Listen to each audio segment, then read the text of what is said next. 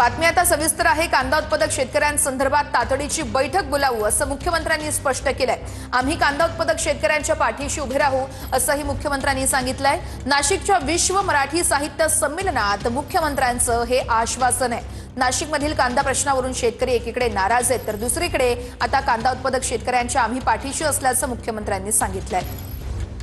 नाशिकमध्ये आम्ही आल्यानंतर नाशिकमध्ये कांद्याचा प्रश्न देखील सुरू आहे आणि काही लोकांनी आज माझी गाडी अडवण्याचं ठरवलं होतं।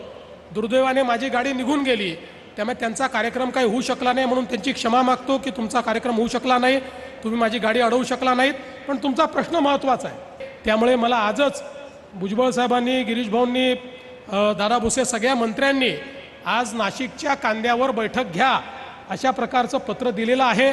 त्यामुळे लवकरच ती बैठक घेऊन दरवर्षी आपण काही ना काही तोडगा काढतो, तसा तोडगा हा आपण निश्चितपणे कांद्यावर काढून आपल्या कांदा उत्पादक शेतकऱ्याला दिलासा देण्याचा प्रयत्न आपण करू।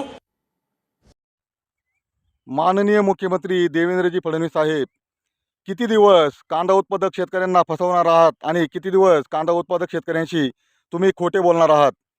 2024च्या विधानसभा निवडणुकीपूर्वी तुम्ही दिलेले हे आश्वासन पहा। आमचा कांद्याचा शेतकरी अडचणीत होता, थोडा फटका देखील आम्हाला मिळाला नाही असं नाही आहे, नाराजीचा, आणि आम्हाला समजलंय की याच्या पुढे लक्षात ठेवावं लागेल। तुम्हाला सांगतो, आम्हाला ठेच लागलेली आहे। आम्ही यापुढे टाकही फुंकून पिणार, त्यामुळे जोपर्यंत मोदी सरकार आहे अशी अचानक निर्यात बंदी वगैरे यापुढे लागणार नाही।